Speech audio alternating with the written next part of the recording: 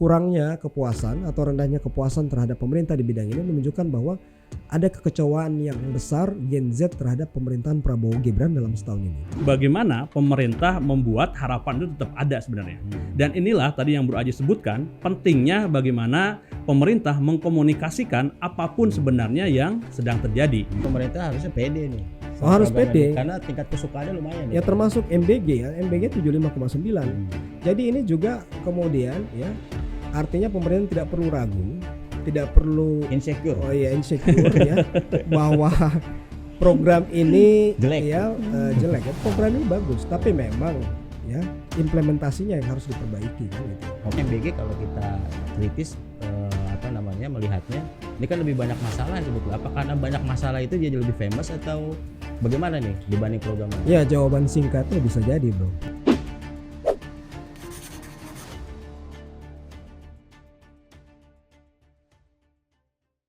Selamat berjumpa kembali dengan kami Suara Angka Podcast LSI DNJA. Masih bersama saya Ade Bondon, ditemani oleh Ardian Sopa. Assalamualaikum. Waalaikumsalam. Dan juga Bro Aji Alfarabi. Assalamualaikum warahmatullahi wabarakatuh. Waalaikumsalam warahmatullahi wabarakatuh. Seperti biasa, untuk kalian yang suka dengan acara ini silahkan ditonton sampai habis, kemudian di like, di share dan juga di subscribe. Brothers, hari ini kita mau bahas soal program pemerintah. Jadi kemarin kan program prioritas ya. Kemarin kita udah ulas mengenai rapor. Ada 5 rapor biru, 1 rapor merah. Nah sekarang khusus di program unggulan. Program unggulan ada 5 program unggulan ya, Pak Prabowo Gibran. Jadi pertama akan kita lihat dulu mengenai tingkat pengetahuan program itu, kemudian juga kesukaan dan juga nanti kepuasan. Nah kalau kita lihat di sini memang dari 5 program unggulan Pak Prabowo, pertama itu ada cek kesehatan gratis, kemudian sekolah rakyat, makan bergizi gratis, koperasi merah putih dan juga 19 juta lapangan pekerjaan. Nah menarik nih untuk tingkat pengenalannya dulu. Jadi kita tanya nih ke responden kita berdasarkan hasil survei kemarin di bulan Oktober, kira-kira mereka tahu atau enggak atau pernah mendengar mengenai program ini. Nah yang menarik dari 5 program unggulan itu hanya 2 program unggulan yang tingkat pengetahuannya di angka di atas 90%. Pertama itu cek kesehatan gratis di angka 90,3% dan juga MBG. Ini MBG lumayan terkenal nih, 93,5%, bukan lumayan lagi, famous dia. Ya. Famous, tapi famousnya mungkin ada kasus keracunan dan lain-lain gitu. Nah, kalau menurut lu berdua dari 5 program unggulan ini, kenapa hanya 2 ini sih yang tingkat pengetahuannya itu tinggi, sedangkan yang lain nih relatif berada di angka 50%-an ya. Misalnya nanti angkanya bisa ditampilkan. Sekolah rakyat ini hanya 56% yang mengetahui. Kemudian juga koperasi merah putih ini 46,8% tingkat pengetahuannya, dan juga untuk 19 juta lapangan pekerjaan hanya 53,8%. Nah lu Sob, gimana Sob? Ya pertama sebenarnya ini sequel dari yang kemarin ya. Bahwa kemarin misalnya kita pernah membahas mengenai kepuasan terhadap pemerintahan Pak Prabowo. Ya. Kemudian kita juga menyajikan data, bukan hanya rapornya, tetapi juga kita mengevaluasi kira-kira program-program prioritas yang dilakukan oleh Pak Prabowo Gibran. Yeah. Ini penting, mengapa? Karena berkaitan juga dengan termometer publik terhadap kebijakan-kebijakan yang dilakukan oleh pemerintahan yang ada sekarang ya.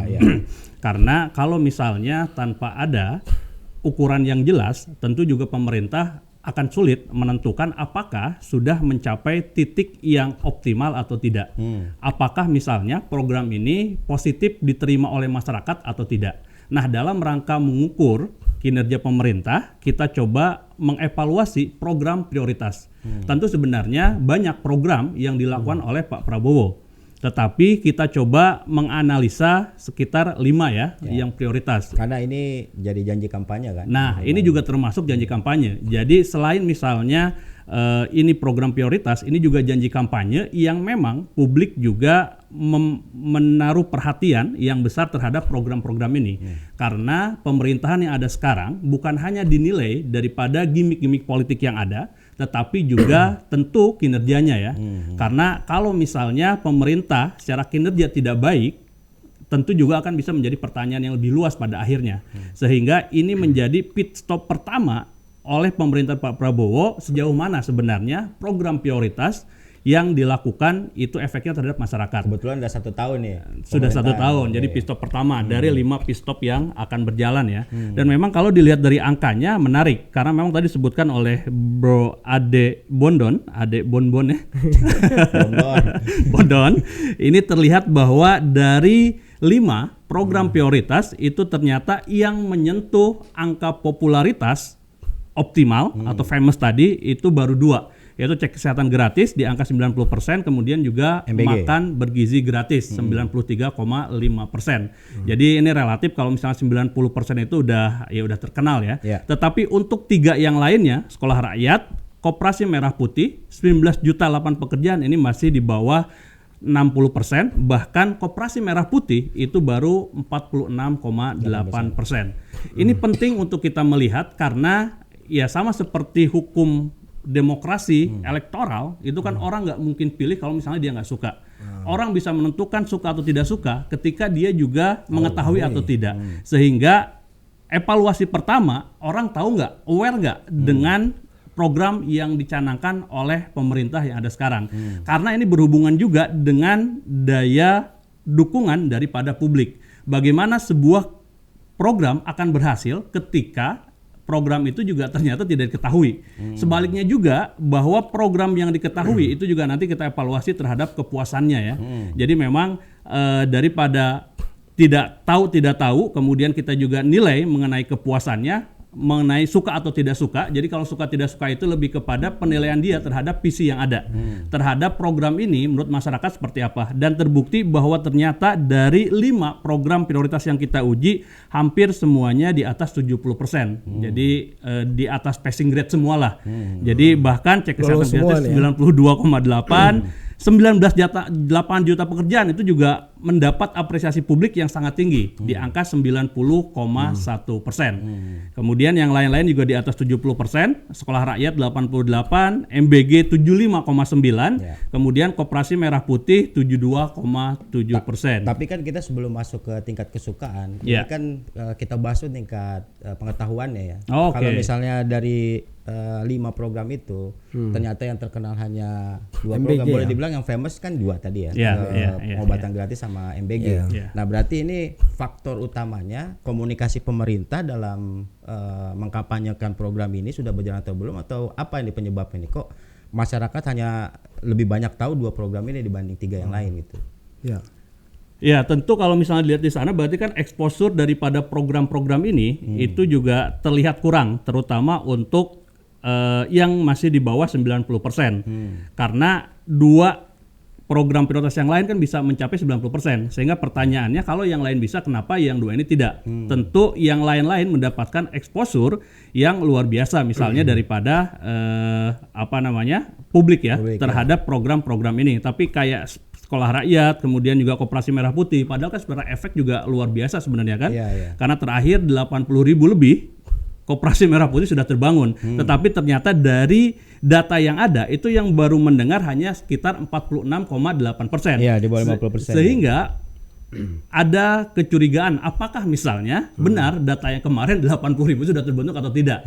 Nah data ini juga bisa menjadi acuan ya sebagai pembanding bahwa ternyata yang mengenal aja baru 46,8%. Sehingga dari data ini kita juga bisa mengevaluasi bahwa tingkat pengetahuan masyarakat terhadap program-program prioritas itu juga masih di bawah, masih belum maksimal, terutama untuk 3 program yang ada ini, bro. Oke. Kalau lu Ji ngeliatnya gimana? Soalnya kalau misalnya kita lihat dari program ini ya, 5 program ini kan untuk tingkat pengetahuannya tuh MBG mungkin paling rame ya dibicarakan.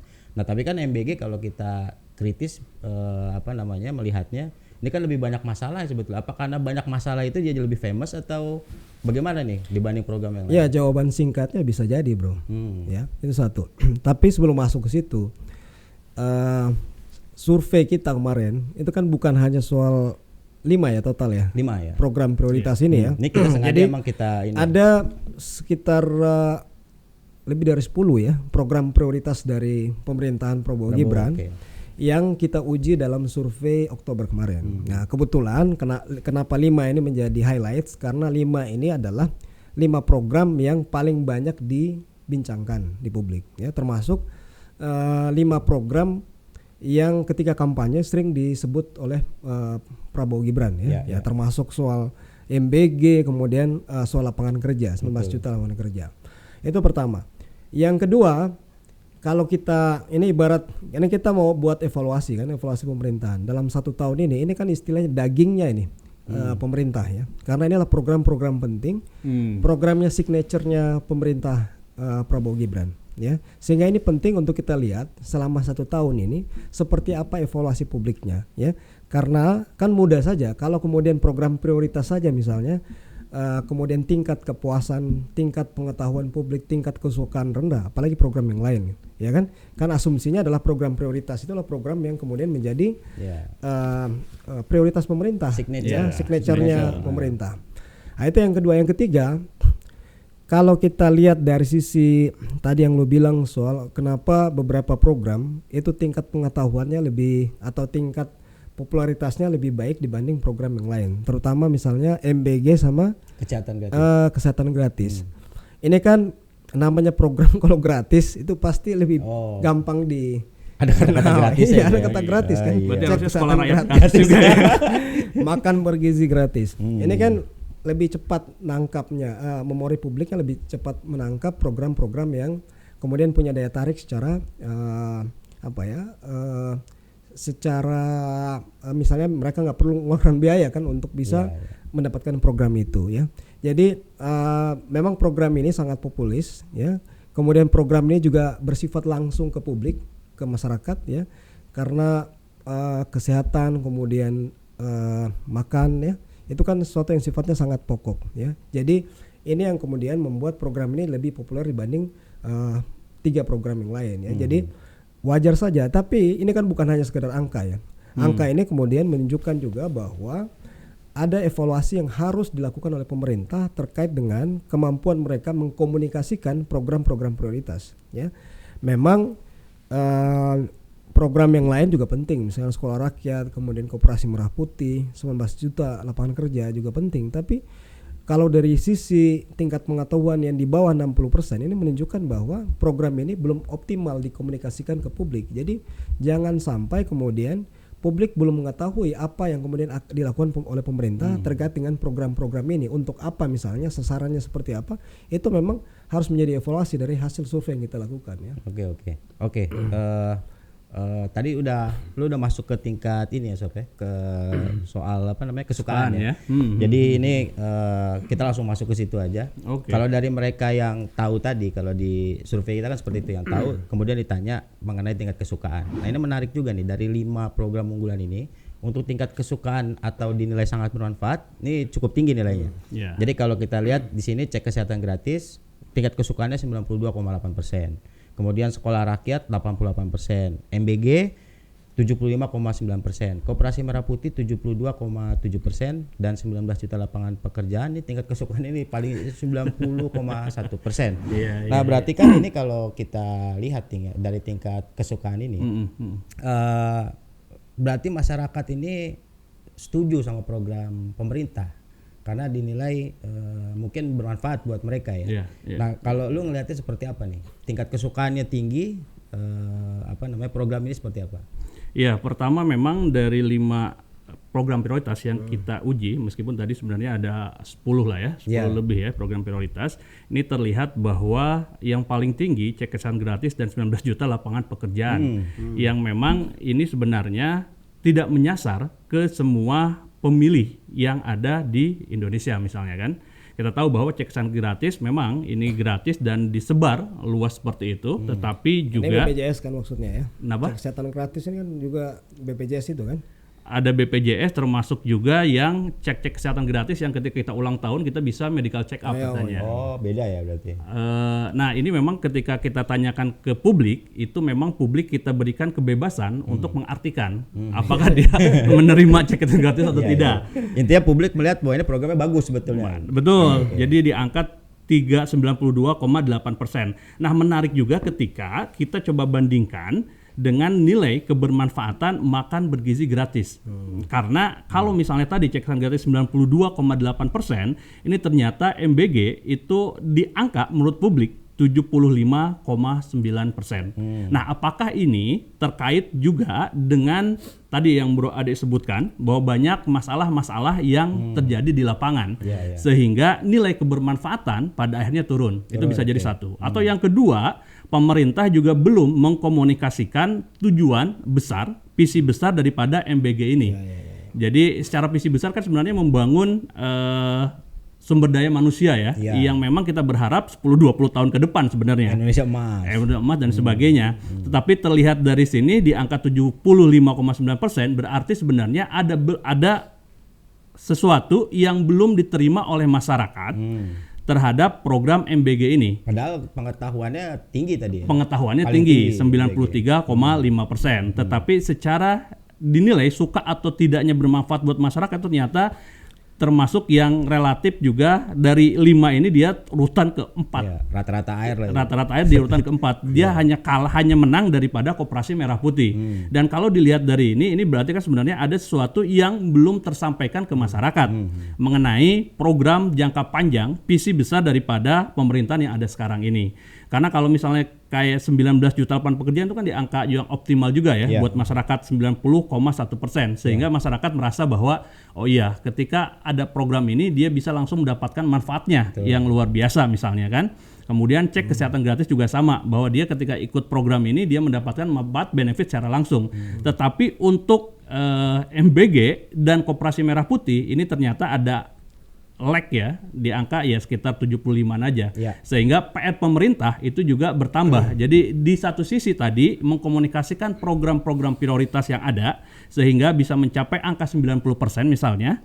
Karena itu nanti berhubungan dengan publik, tapi sisi yang lain juga ternyata pengkomunikasian bukan hanya sebatas nama programnya saja, tetapi juga alasan dibalik dari program-program yang ada ini. Karena kita tahu bahwa MBG ini selain misalnya juga langsung bisa dapat, tetapi juga sebenarnya yang ingin dikejar pemerintah kan jangka panjangnya itu. Nah, progres jangka panjang ini juga penting disampaikan kepada masyarakat sehingga masyarakat juga bisa ikut terlibat, kemudian juga berhasil ikut terlibat untuk mensukseskan program-program yang ada di masyarakat. Lebih mendukung ujung-ujungnya Lu Ji, gimana Ji? Iya, angka kesukaan ini kan terkait dengan pertama adalah ini juga terkait soal bagaimana publik menilai program yang dibuat oleh pemerintah Jadi program-program prioritas ini kan disusun oleh kita anggap ketika kampanye think tanknya Prabowo Gibran saat itu kan mereka menyusun program, kemudian program ini dijual ke publik atau ke pemilih. Janji kampanye. Satu sisi itu menjadi jualan di saat kampanye, kan? Ketika terpilih itu kemudian menjadi janji kampanye, kan? Janji politik yang harus ditunaikan oleh pemerintah. Ketika dan ini kan pengujiannya 2 kali 2 kali uji nih.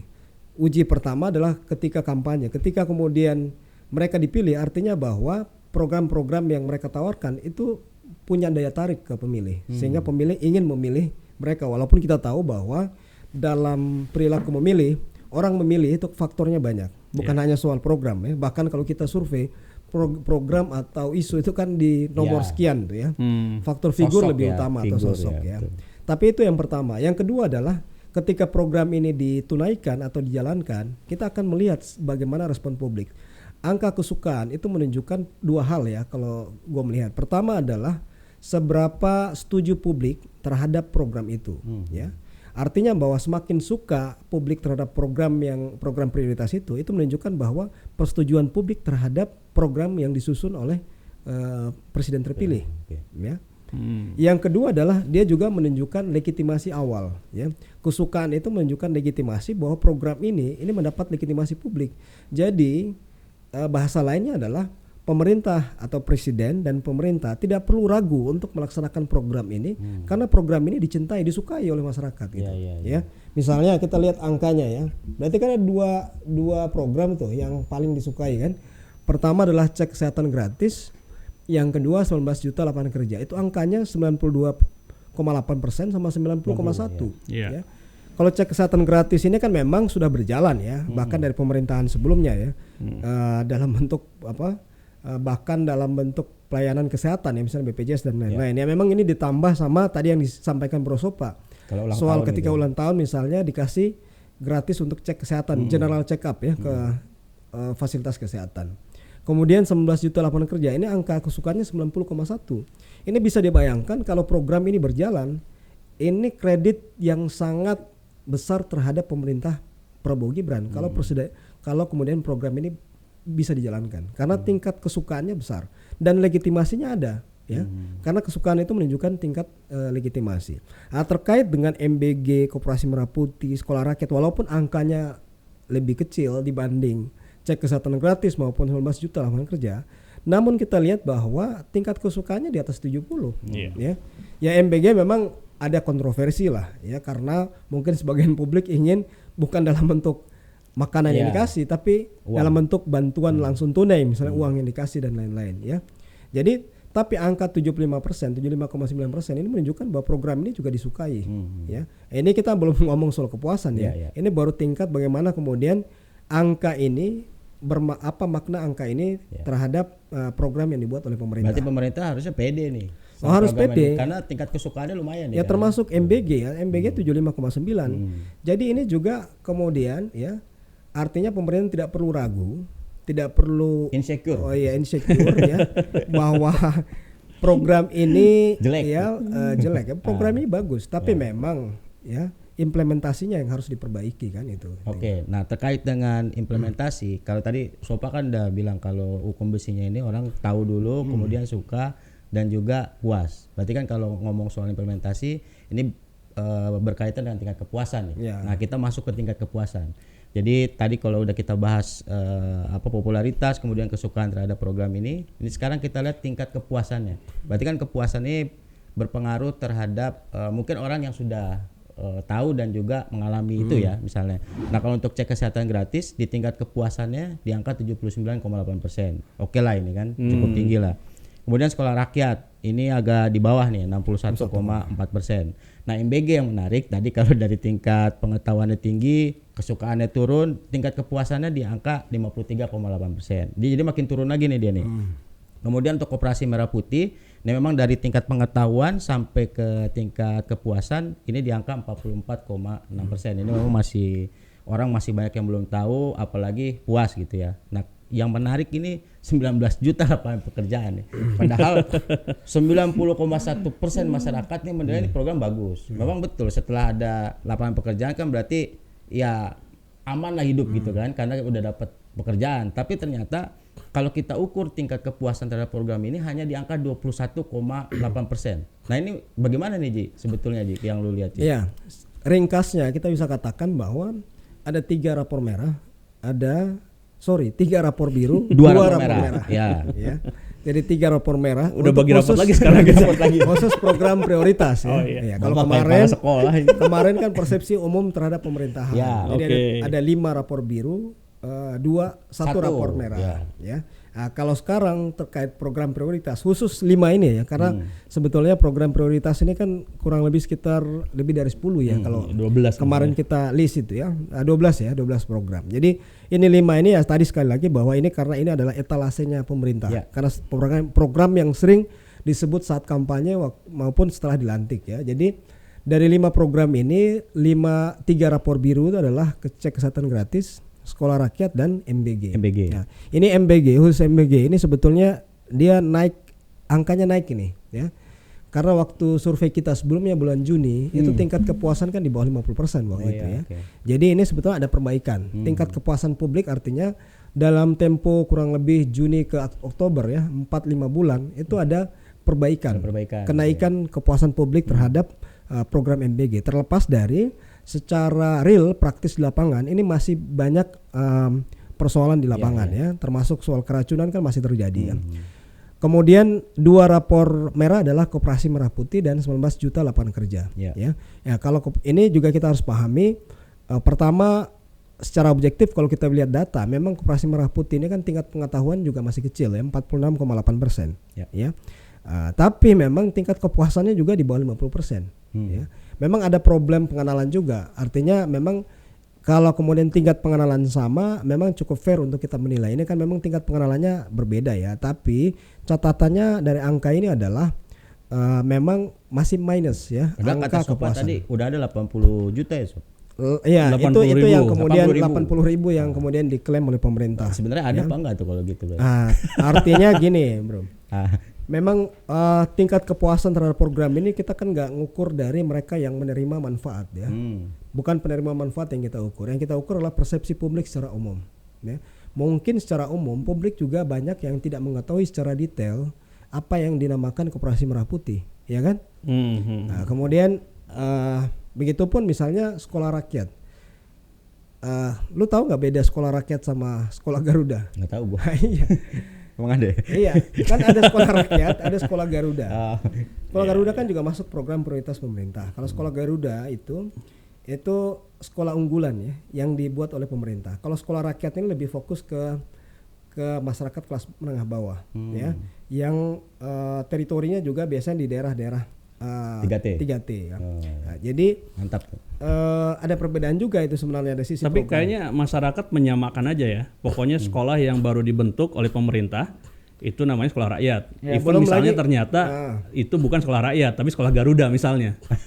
Kalau sekolah Garuda kan terbatas, tapi ini juga persoalan komunikasi juga ya. Ya memang tumpang tindih juga komunikasinya karena ada sekolah rakyat, ada sekolah Garuda, belum lagi sekolah biasa kan yang juga disubsidi oleh pemerintah. Misalnya sekolah Jakarta kan rata-rata Gratis juga itu. Ya, negeri-negeri itu. Nah, jadi memang kalau dilihat dari sisi kepuasan, 2 rapor merah tadi adalah Koperasi Merah Putih dan 19 juta lapangan kerja ya. Ini menjadi catatan penting ya, terutama soal 19 juta lapangan kerja ya. Karena ini tingkat kepuasannya sangat rendah, 21,8%. Kalau kita kaitkan dengan survei kita sebelumnya yang rapor merah secara umum, itu kan juga sama. Rapor merah kita itu di bidang ekonomi. Ya, terutama di soal pengangguran dan daya beli yang menurun ya, menurut persepsi publik ya. Jadi ya kalau kita ukur dengan 3 rapor biru 2 rapor merah dalam waktu setahun, ya ini kondisinya ya bisa dibilang biasa-biasa saja gitu ya. Tidak terlalu bagus tapi juga nggak jelek juga gitu ya. Ya, rata-rata air lagi. Rata-rata air. Jadi kalau misalnya kita bicara puas terhadap program, ini memang masyarakat itu lebih kepada mengevaluasi mengenai implementasinya ya. Jadi kalau tadi misalnya dinilai suka atau tidak suka, eksekusi di lapangannya ini berarti. betul bahwa puas terhadap program ini lebih kepada eksekusinya. Masyarakat menilai selama setahun ini kira-kira seperti apa. Dan buat masyarakat sebenarnya sederhana aja, bahwa ketika misalnya tidak terjadi hal-hal yang kontraproduktif, itu relatif sebenarnya bisa diapresiasi oleh masyarakat. Puas lah mereka. Terlihat misalnya dicek kesehatan gratis. Ini kan angkanya ya lumayan lah ya, 79,8%. Karena memang juga sejauh ini kan tidak terdengar suara-suara sumir mengenai cek kesehatan gratis. Misalnya salah ngukur tekanan darah. Nah itu kan Nggak ada ngasih itu. obat yang Iya. aneh-aneh dan sebagainya. Termasuk ya sekolah rakyat misalnya kan, meskipun juga tadi betul gue sepakat bahwa ini masih menjadi PR juga. Jangankan buat masyarakat luas misalnya kan, buat banyak elit ini juga masih membedakan antara sekolah rakyat, sekolah Garuda, sekolah gratis dan lain sebagainya, itu juga masih menjadi pertanyaan yang tentu bisa menjadi masukan buat pemerintah bahwa ternyata belum maksimal dalam mengupayakan mengenai eksposur daripada sekolah rakyat. Termasuk juga MBG. Tentu ini juga menjadi perhatian karena ternyata secara orang yang mengetahui sudah banyak, dinilai juga relatif bagus, 75,9% secara PC-nya, tetapi yang puas itu baru 53,8%. Ini tentu berhubungan dengan eksekusi implementasi di lapangan. Karena tadi Bro Aji juga sebutkan ya banyak keracunan, kemudian juga misalnya belum merata, kemudian juga masih banyak masyarakat yang belum mendapatkan minimal pengetahuan mengenai MBG ini ya. Kedepannya sebenarnya mau jadi apa sih MBG ini misalnya kan? Belum lagi berbicara mengenai ketersediaan daripada dana dan sebagainya ya. Menarik juga ketika misalnya kita melihat Koperasi Merah Putih yang ternyata dari sisi kesukaan juga positif sebenarnya, tetapi daripada sisi implementasi itu kan baru 44,6%. Ini juga berarti buat pemerintah menjadi sebuah data pembanding. Kalau misalnya pemerintah menyampaikan bahwa sudah 80.000 misalnya Koperasi Merah Putih yang berdiri, tetapi yang puas ini kan 44,6%. Berarti kan setengahnya nggak puas juga, nggak puas. Dan ini juga bisa di tracking apakah memang program-program yang ada itu sudah maksimal atau belum.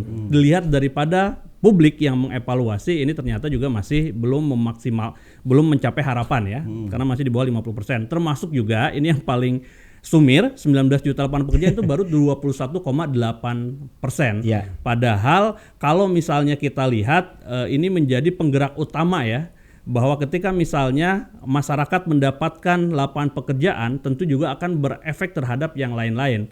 Ini juga bisa menjawab mengapa misalnya kemarin kepuasan, mungkin kalau misalnya kita mau gabungkan, kepuasan terhadap Pak Prabowo ada penurunan ya, dari 81 menjadi 74,8% misalnya kan. Bisa jadi karena memang terlihat 19 juta lapangan pekerjaan yang dijanjikan itu ternyata yang puas terhadap program ini 21,8%. Jadi kalau dilihat dari sini bisa jadi ini kan sekitar 20%-an ya. 20% dari 19 juta itu berarti sekitar 400 ribuan kali ya. 22 juta 4 jutaan. Jadi yang 4 juta bisa jadi bahwa pemerintah baru membuka lapangan pekerjaan 4 juta. Tapi kita perlu cek datanya itu apa benar atau tidak. Tapi relatif dari angka ini bisa secara kalkulasi yang puas ini di angka 21,8%. Data ini penting untuk menjadi pembanding buat pemerintah. Karena kalau misalnya kemarin disebutkan misalnya MBG sudah mencapai total angka berapa puluh juta misal penerimaan manfaat. Termasuk juga cek kesehatan gratis sudah berapa banyak, termasuk juga lapangan pekerjaan, termasuk koperasi merah putih. Nah, ketika misalnya kita bandingkan datanya seperti ini kan tentu ada sesuatu yang belum matching ya, terutama misalnya di koperasi merah putih lah. Karena harusnya dengan 80 ribu yang sudah terbentuk kemudian misalnya berjalan, relatif harusnya kepuasan terhadap program ini juga meningkat. Tetapi kan ini masih di bawah 50%. Sehingga ini bisa menjadi data yang berharga buat pemerintah untuk bisa memaksimalkan kinerjanya. Karena kita percaya, gue percaya bahwa ya good data, good decision sebenarnya. Jadi nggak ada keputusan yang salah ketika memang menggunakan data yang benar. Nah, seringkali keputusan itu salah karena data yang dianggapnya itu benar. Sama seperti misalnya koperasi merah putih, mungkin pemerintah mengasah bahwa ini udah maksimal dan sebagainya, tapi data ini memperlihatkan bahwa ini belum maksimal, sehingga masih bisa ditingkatkan. Dan ketika misalnya ditingkatkan, ini bisa berefek terhadap yang lain-lain, termasuk juga terhadap kepuasan terhadap pemerintahan yang ada sekarang. Iya bro, gue tambahkan ya, soal kepuasan itu kan terkait implementasi, ya. Apa yang dirasakan ya, makanya ada istilahnya visibility effect-nya ya. Misalnya program-program misalnya kayak MBG ya, kemudian cek kesehatan gratis, itu kan sesuatu yang bisa diamati, sesuatu yang bisa dirasakan ya, karena mungkin dialami atau keluarga atau lingkaran terkecilnya mengalami itu, apakah keluarga atau teman dan lain-lain ya. Nah, jadi ada dua hal kepuasan terhadap program ya. Pertama karena mereka menerima manfaat, penerimaan manfaatnya langsung ya, atau mungkin lingkungan sekitar. Atau yang kedua juga yang penting bro, karena informasi yang diterima. Ini juga harus kita pisahkan ya. Karena survei kita ini kan sekali lagi kan bukan ke penerima manfaat ya. Misalnya soal koperasi merah putih tadi ya, koperasi merah putih tadi kan targetnya berapa? 80 ribu koperasi. Artinya kalau di total dengan total populasi kita itu kan sangat jauh. Sehingga memang kepuasan dari hasil survei kita ini sebetulnya juga banyak dipengaruhi oleh ya kemampuan responden dalam menerima atau kemampuan publik dalam menerima informasi terkait program. Ya. Ini mengkonfirmasi ya, kalau kita lihat bahwa mereka yang tahu itu hanya 46,8% ya. Artinya bahwa memang ada kelemahan dari sisi komunikasi publiknya, komunikasi terhadap program ini ya. Jadi bukan hanya soal implementasi programnya, komunikasi publik dari kementerian terkait juga lemah ya. Dalam hal ini berarti Kementerian Koperasi ya yang bertanggung jawab ya. Ya mungkin karena menterinya baru diganti ya. Tapi juga ini pemerintah secara keseluruhan ya. Artinya kemampuan pemerintah, tim komunikasi pemerintah dalam mengkomunikasikan program-program prioritas ini juga masih menjadi persoalan ya. Ini juga harus menjadi evaluasi bagi mereka yang bertanggung jawab di bidang-bidang itu ya. Mungkin di misalnya KSP atau mereka yang bertanggung jawab di bidang komunikasi pemerintah lewat lembaga yang dibentuk kemarin oleh Pak Jokowi yang sudah diganti dari Hasan Nasbi PCO. Ya, PCO ke lembaga komunikasi ya. Jadi ada persoalan komunikasi. Jadi angka ini memang kita harus disclaimer ke publik secara luas bahwa kita tidak meriset penerima manfaat. Tapi dari hasil ini juga menunjukkan terutama program-program misalnya kayak MBG ya. MBG dan 19 juta lapangan kerja. Ini kan program yang walaupun bukan penerima manfaat secara keseluruhan, tapi mereka kan bisa merasakan, ya, mungkin melalui lingkungan terkecilnya di rumah atau temannya segala macam kan, bukan hanya melalui berita ya, tapi juga lewat keseharian mereka. Begitu juga misalnya cek kesehatan gratis. Tapi program-program yang lain memang kita harus disclaimer bahwa sebagian mungkin didapatkan dari informasi yang mereka dapat dari media, sehingga itulah penting komunikasi oleh pemerintah ya. Pemerintah harus punya kemampuan mengkomunikasikan terutama program-program prioritas dengan baik, bukan hanya soal target program, sasaran program, tapi implementasi programnya ya. Proof of delivery-nya juga penting ya, bukti bahwa program itu sudah terlaksana misalnya. Itu juga penting untuk dikomunikasikan ke publik. Oke. Nah, ini gue mau highlight soal 19 juta lapangan pekerjaan ya. Ini kan tingkat kepuasannya ini paling rendah, 21,8%. Tadi lo bilang kepuasan ini berkaitan dengan implementasi lapangan. Kemudian yang kedua soal informasi publik kan, yang disampaikan ke masyarakat dari pemerintah. Kalau Sopa bilang tadi harus dibuka juga dong MBG pencapaian udah berapa. Terus kalau tenaga kerja penyerapannya udah berapa gitu. Nah kalau dari angka ini 21,8%, berarti kalau kita kritis melihat di lapangan ini memang belum tercipta nih lapangan pekerjaan ini. Karena memang kan kalau kita lihat pengangguran banyak banget nih kan sekarang ini. Masih banyak orang yang mengeluhkan sulit mendapat pekerjaan baru, minimal yang fresh graduate kalau mau kerja harus ada syarat pengalaman, misalnya gimana dia mau dapat pengalaman, soalnya dia nggak bisa dapat pekerjaan baru gitu kan. Kemudian ada juga orang yang udah nggak betah banget di tempat kerja ini, gaji kecil, kemudian kerjaan yang banyak, tapi ternyata dia tetap bertahan karena memang sulit juga mencari pekerjaan yang baru. Nah sebetulnya khusus untuk 19 juta lapangan pekerjaan ini target pemerintah ini terlalu ambisius apa enggak sih? Jadi susah untuk diwujudkan gitu. Ini problem pemimpin terpilih dalam proses demokrasi ya. Bagaimana kemudian dia mentransisi ya, melakukan transfer kondisi ya dari fase campaigning ke fase governing ya. Ini kan bahasa campaign ya, 19 juta lapangan kerja. How to win ya. Iya, ini kan how to win waktu campaign. 19 juta lapangan kerja di saat kampanye itu kan sesuatu yang memang menarik istilahnya banget. Big Bang-nya ini ya, kan ya.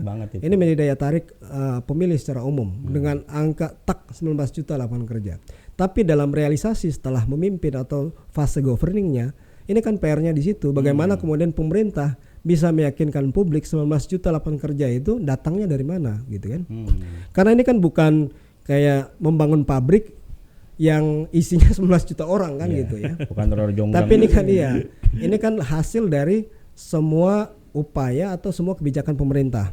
Dan 19 juta lapangan kerja ini hasil dari semua kementerian yang kemudian bisa berkaitan dengan terbukanya lapangan kerja ya.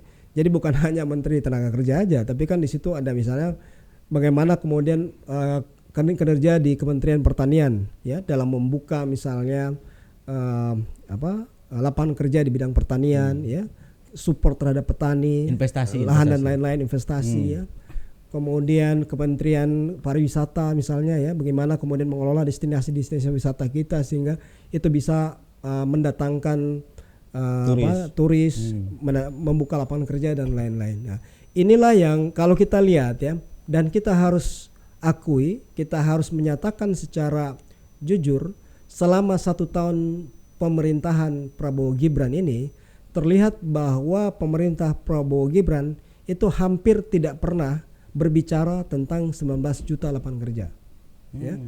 Selama setahun ini kan kita nggak pernah mendengar secara resmi. Atau kalau belum pernah membaca dalam pemberitaan atau ini, ya bagaimana kemudian dengan confidence ya presiden atau pemerintah berbicara tentang janji 19 juta lapangan kerja ini. Jadi terlihat mengambang gitu ya. Jadi ini juga harus jadi catatan juga bagi menjadi kritik juga bagi pemerintahan Prabowo Gibran ya, karena ini adalah janji kampanye tersebut 19 juta gitu. Dan ini memori publik nggak mungkin hilang ya, apalagi dalam dunia digital seperti sekarang ya, sosial media yang begitu masif ya. Ini akan terus ditagih oleh publik, ditagih oleh pemilih. Bagaimana janji 11 juta lapangan kerja. Jadi ini tadi yang gue bilang, pertama adalah kesulitan mereka melakukan transisi tadi dari fase campaigning ke fase governing. Jadi bagaimana kemudian mengelola ya janji-janji kampanye yang biasanya bombastis itu menjadi program-program yang real yang bisa di transfer ke masing-masing kementerian ya. Itu pertama. Yang kedua adalah perlu memang pemerintah, karena ini adalah janji yang sangat diingat oleh publik ya, harus juga ada semacam pernyataan resmi dari pemerintah. Bagaimana kemudian bisa melakukan itu, bisa merealisasi itu. Tentunya publik akan sabar menunggu, walaupun itu kemudian bisa terrealisasi dalam tempo 5 tahun. Tapi ya roadmapnya harus ada, harus jelas ya. Bahwa di tahun pertama ini misalnya pemerintah telah membuat sekian juta lapangan kerja misalnya. Bagi 5 misalnya. Iya. Berarti kan setiap tahun kurang lebih 4 juta. 3-4 juta ya.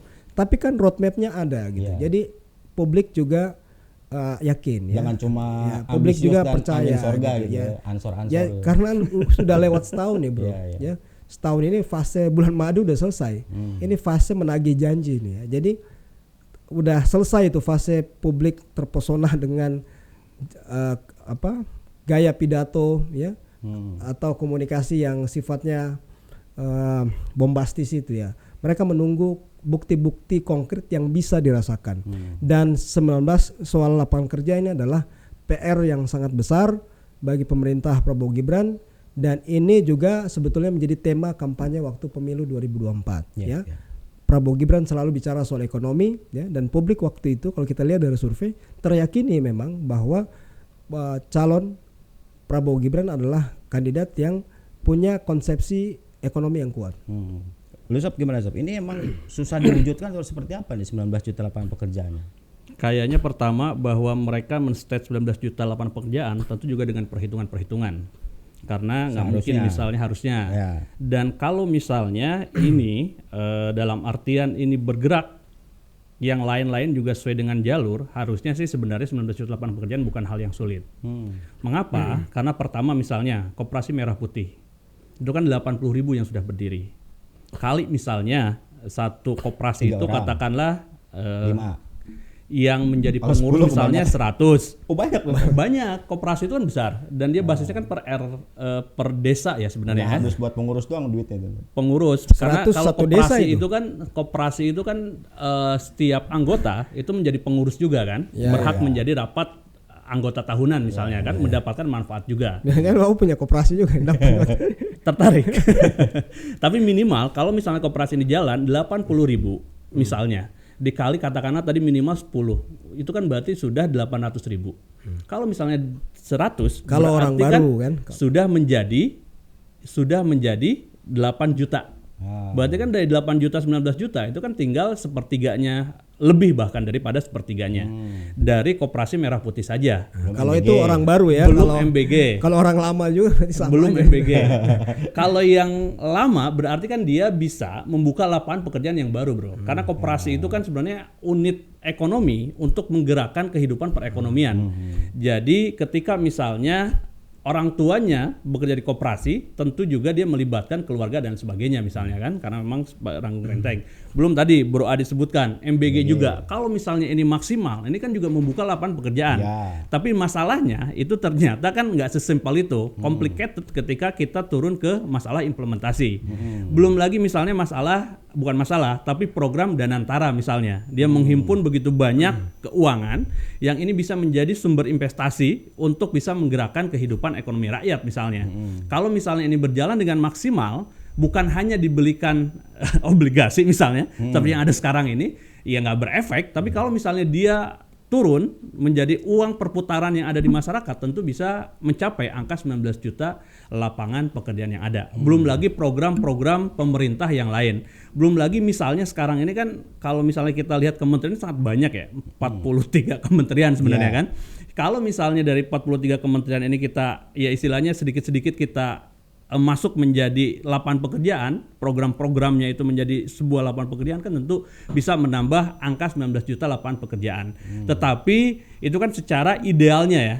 Tetapi kenyataan yang ada sekarang itu ternyata yang puas itu hanya sekitar 20%-an. Yang dengan kata lain bahwa 19 juta lapangan pekerjaan belum tercapai dengan maksimal. Ya kalau misalnya kita rata-rata yang katakanlah yang puas ini kita anggap sebagai orang yang mendapatkan pekerjaan misalnya ya, berarti kan sekitar 4 jutaan yang baru sekarang ini tercapai. Kalau misalnya ini berjalan dengan mulus, dalam waktu 1 tahun udah 4 juta, berarti dalam 5 tahun 20 juta. Jadi 19 juta lapangan pekerjaan bisa tercapai ketika targetnya itu dia di angka 19 juta 20 juta. Tetapi ini catatannya dalam 5 tahun ke depan. Iya. Tapi yang perlu kita kritisi yang lu bilang tadi itu dananya semua APBN semua tuh. Harusnya kan mikir juga nih cara membangun sektor swasta kan dari investasi-investasi lain kan. Nah, itu betul. Kalau kita cuma berharap sama Koperasi Merah Putih, kemudian juga Danantara, ya duitnya dari APBN juga gitu loh maksudnya. Oke, ini kita masuk ke segmen terakhir mungkin ya. Mengenai kepuasan masih soal lapangan pekerjaan. Jadi kalau dari kemarin tuh kita lihat rapor merah, 1 rapor merah, 5 rapor biru itu yang paling nggak puas ternyata dari Gen Z dan juga baby boomer. Kemarin udah diulas banyak sama lu Sob, sama lu juga Ji. Nah memang kalau kita lihat untuk lapangan pekerjaan ini kan paling banyak terkena dari Gen Z ya. Gue udah kasih contohnya misalnya fresh graduate yang susah cari pekerjaan, kemudian juga orang yang udah nggak betah di satu pekerjaan itu mau pindah juga susah gitu kan. Tadi lagi berkaitan dengan kepastian pemerintah untuk menarik investor asing misalnya kan ini kan berpengaruh juga. Nah menurut lo nih kenapa Gen Z dan juga baby boomers, kalau Gen Z nih usia di bawah 27 tahun ya, fresh graduate lah, dan juga baby boomer. Ini baby boomer biasanya di atas 60 tahun.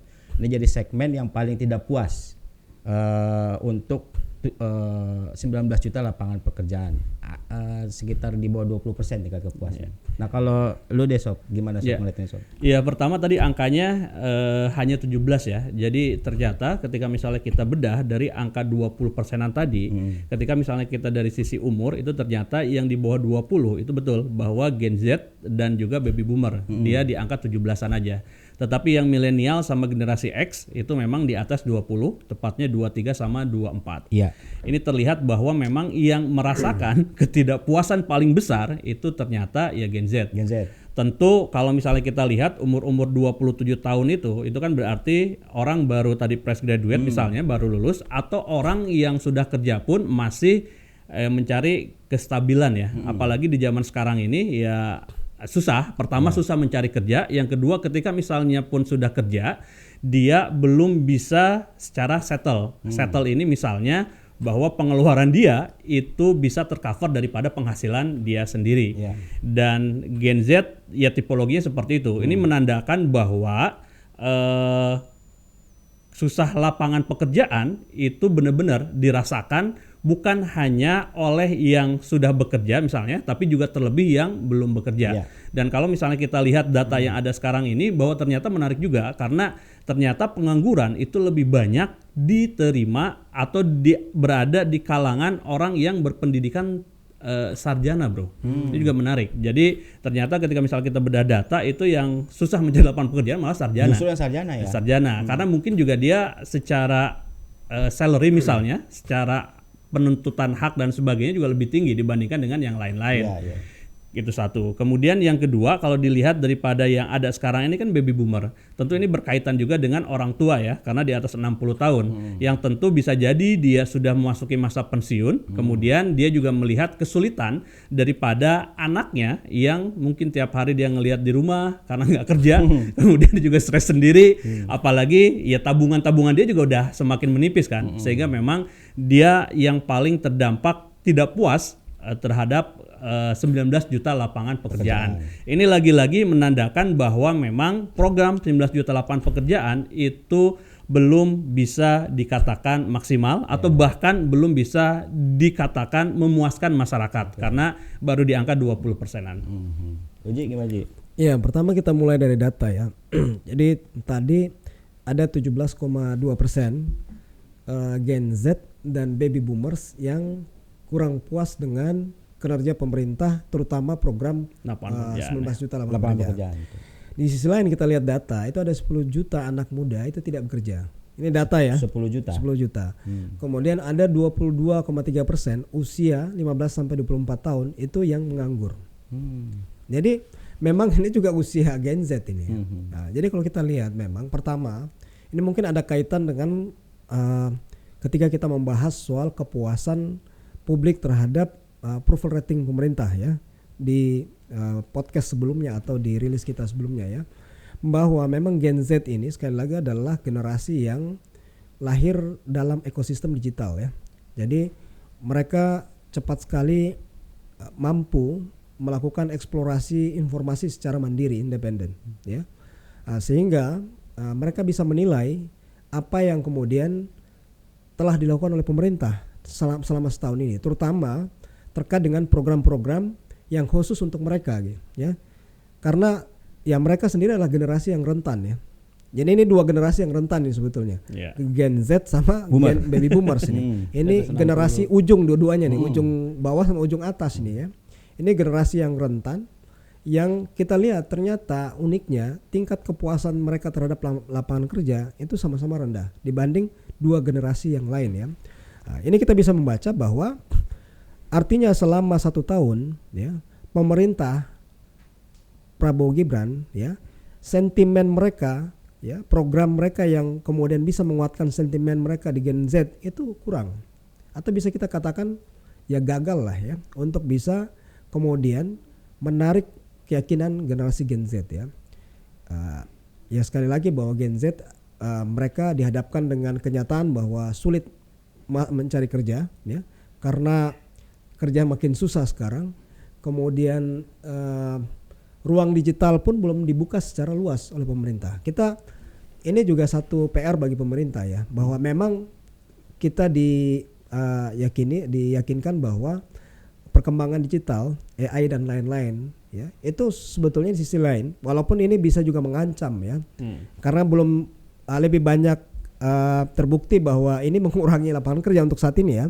Tapi ini kan diyakini bahwa ke depan ya dia bisa kemudian apalagi untuk generasi Gen Z ya bisa membuka peluang-peluang kerja di situ ya. Nah, tapi selama setahun ini kita lihat memang pemerintah belum punya fokus yang bagus ya dalam menangani persoalan ini ya. Jadi kurangnya kepuasan atau rendahnya kepuasan terhadap pemerintah di bidang ini menunjukkan bahwa ada kekecewaan yang besar Gen Z terhadap pemerintahan Prabowo Gibran dalam setahun ini. Terkait baby boomers, gue sepakat sama Bro Sopa tadi ya, bahwa memang ini ada kaitan sama Gen Z ini. Ini karena mungkin generasi anaknya, cucunya mereka melihat sehari-hari ya. Kemudian Gen Z juga Gen baby boomer ya, mungkin ada sebagian ya yang di kampung-kampung nih kan masih ada usia mungkin mau kerja dan lain-lain kan, tapi karena juga lapangan kerja semakin terbatas, ekonominya nggak tumbuh, kesulitan dan lain-lain, ini juga kemudian bisa berpengaruh. Selain memang alasan historical benchmark yang pernah kita diskusikan ya, mereka punya benchmark ketika masa pemerintahan sebelumnya, mungkin di masa terutama di masa Pak Harto ya, ketika mereka masih muda ya. Ini kemudian membuat mereka melihat bahwa situasi saat ini adalah situasi yang tidak ideal karena mereka mengkomparasi situasi lapangan kerja saat ini dengan masa ketika mereka masih masa-masa produktif ya. Tapi ini amit-amit sih ya. Kalau kita lihat dari Nepal kemarin, terus dari mana lagi tuh Madagaskar yang memang protesnya ini semua kan berawal dari Gen Z ya. Yang tidak puas terhadap pemerintah gitu. Nah kalau kita mungkin nggak sejauh itu ya. Misalnya Gen Z tadi lu bilang mereka yang lebih aktif di sosial media. Kalau misalnya mereka lebih aktif di sosial media, ini akan berpengaruh nggak sih? Pertama ke tingkat kepuasan terhadap presiden, kan pasti mereka juga akan memberikan citra buruk juga karena yang paling berisik di media sosial kan biasanya Gen Z ya. Ini yang harus dilihat secara hati-hati oleh pemerintah ya. kita punya pengalaman loh, nggak usah jauh-jauh Madagaskar atau Nepal ya. Kita punya pengalaman di Pati ya. Pati ya, itu juga dimulai dari campaign atau gerakan yang dimulai di media sosial juga ya, karena viral ya, kemudian dimobilisasi lewat digital ya, online ya. Begitupun kasus bukan kerusuhan, demonstrasi besar di Agustus yang berujung rusuh ya, itu pun rame di media sosial ya. Belum lagi kita lihat bahwa semakin banyak aktivis digital nih ya, para influencer yang punya perhatian terhadap isu-isu sosial, advokasi isu politik ya. Mereka yang memang cenderung apatis, cenderung tidak percaya terhadap sistem politik kita. Ini kan semakin banyak yang terjun ketika ada isu-isu sensitif, mereka ikut ya, terlibat ya.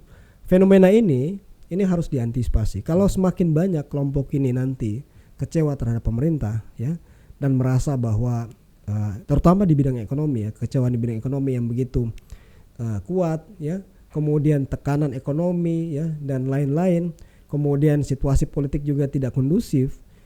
Ya ini mengkhawatirkan situasi seperti ini ya. Tidak mungkin bukan berarti tidak mungkin terjadi kejadian-kejadian seperti Madagaskar, tapi kita berharap mungkin dalam bentuk protes dan lain-lain. Tapi ini adalah sisi lain, kita melihat ini berita positif juga bahwa Gen Z atau mereka yang di kalangan aktivis digital ini peduli dengan isu-isu sosial dan politik. Ini kan juga hal yang positif juga. Di saat yang sama aktivis darat ini ya, ini kan trustnya juga makin berkurang di masyarakat nih kan.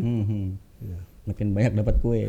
Kalau lihatnya gimana soal Gen Z yang banyak main di media sosial nih? Iya, pertama kan memang sebuah hal itu akan bisa menjadi kristalisasi ketika memang semakin banyak orang yang mengetahui. Dan masa sekarang untuk menyebarkan informasi A, B, C, D, Z dan seterusnya itu bukan hal yang sulit. Sehingga apapun yang terjadi dengan masyarakat itu juga harus dilihat secara positif oleh pemerintah. Terutama hal-hal yang berhubungan juga dengan yang dirasakan langsung oleh masyarakat itu sendiri ya. Kayak misalnya sekarang ini kan kita lihat bahwa ya lapangan pekerjaan susah. Dan ini ternyata bukan hanya melanda yang merasa tidak puas, itu tidak hanya melanda kalangan muda, tetapi juga kalangan atasnya. Dan akan berbahaya ketika memang dua kelompok ini, atau bahkan salah satu kelompok ini kehilangan harapan sebenarnya. Karena ketika kehilangan harapan, tentu dia akan pertaruhkan segala hal. Dan itu yang harus dijaga oleh pemerintah. Jadi bagaimana pemerintah membuat harapan itu tetap ada sebenarnya. Dan inilah tadi yang Bro Aji sebutkan, pentingnya bagaimana pemerintah mengkomunikasikan apapun sebenarnya yang sedang terjadi. Karena buat Gen Z itu sebenarnya lebih butuh mengenai data-data yang ada sebenarnya. Jangan dia merasa dibohongi. Ketika merasa dibohongi kemudian karena nggak ada pertaruhan lagi, istilahnya dia juga untuk bekerja juga sulit misalnya kan. Ya akhirnya dia mencari cara-cara yang lain.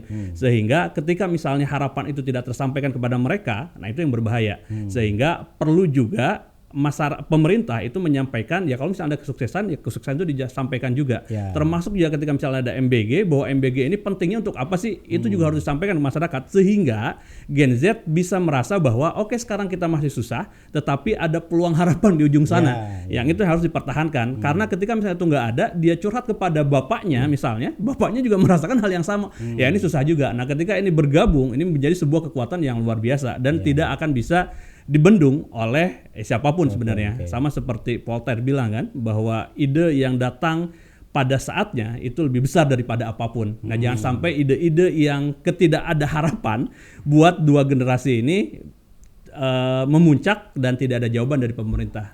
Jadi pemerintah juga harus secara jujur ya menyampaikan capaian-capaian gitu. Jangan ngerasa dibohong-bohongin berarti Gen Z nih.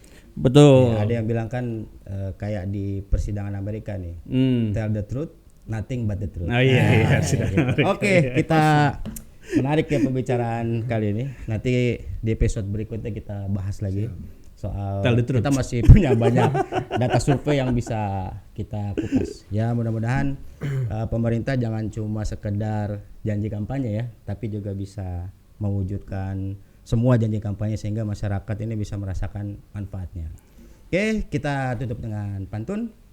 jalan-jalan ke Ragunan. Cakep. Jangan lupa jajan makanan dan minuman. Seharusnya pemerintah jangan terlalu ambisius membuat harapan kalau ternyata tidak bisa diwujudkan. Iya.